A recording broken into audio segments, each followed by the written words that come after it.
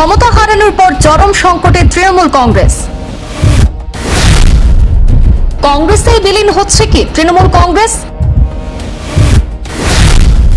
গান্ধী পরিবারের সাথে দেখা করলেন টিএমসি সুপ্রিমো মমতা ব্যানার্জি এবং সর্বভারতীয় সাধারণ সম্পাদক অভিষেক ব্যানার্জি। মমতা সোনিয়া বৈঠকের পর বুধবার রাহুলের দরবারে অভিষেক ব্যানার্জি। দীর্ঘ সময় রাহুল গান্ধী এবং অভিষেক ব্যানার্জির গুরুত্বপূর্ণ বৈঠক হয়। কংগ্রেসের জাতীয় সহসভাপতি হিসেবে মমতা ব্যানার্জির নাম প্রস্তাব করা হয়েছে। অভিষেক ব্যানার্জিকে কংগ্রেসের মহাসচিব হিসেবে প্রস্তাব করা হয়েছে। কংগ্রেসের প্রতি অভিষেক ব্যানার্জির শর্ত, মমতা ব্যানার্জিকে রাজ্যসভায় পাঠিয়ে বিরোধী দলের নেতার পদ দেওয়া উচিত।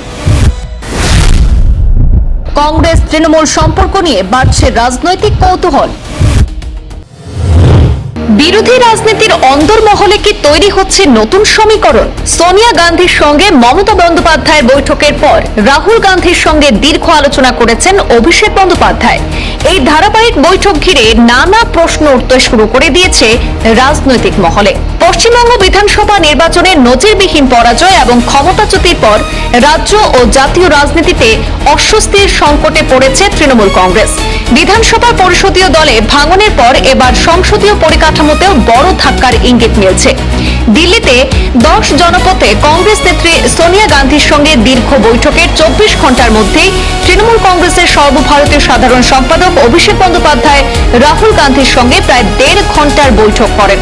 রাজনৈতিক মহলের একাংশের মতে জাতীয় স্তরে কংগ্রেসের সঙ্গে সম্পর্ক আরো মজবুত করে নতুন রাজনৈতিক সমীকরণ গড়ার চেষ্টা করছে তৃণমূল নেতৃত্ব।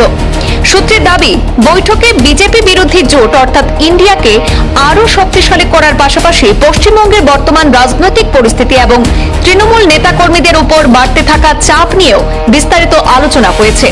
উল্লেখ্য, গত সোমবারে দিল্লিতে আয়োজিত বিরোধী জোট ইন্ডিয়ার একটি সাধারণ বৈঠকের ফাঁকে মমতা বন্দ্যোপাধ্যায় এবং সোনিয়া গান্ধীর মধ্যে এক নজিরবিহীন সৌজন্য সাক্ষাৎকার হয়েছিল, যেখানে দুজনকে একে অপরকে জড়িয়ে ধরতেও দেখা গিয়েছিল।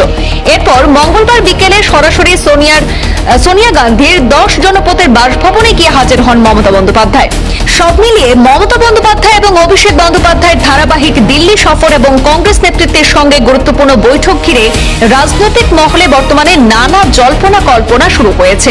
তবে এই বৈঠকগুলির প্রকৃত তাৎপর্য কি এবং বিরোধী রাজনীতির ভবিষ্যৎ সমীকরণ কোন দিকে মোড় নেবে তা স্পষ্ট হবে আগামী দিনে। আপাতত কংগ্রেস তৃণমূলের ক্রমবর্ধমান যোগাযোগ জাতীয় রাজনীতির অন্যতম আলোচিত বিষয় হয়ে উঠেছে এবং রাজনৈতিক পর্যবেক্ষকদের নজর এখন দিল্লির পরবর্তী পদক্ষেপের দিকে। ব্যুরো রিপোর্ট, পূর্বাঞ্চল প্রতিদিন।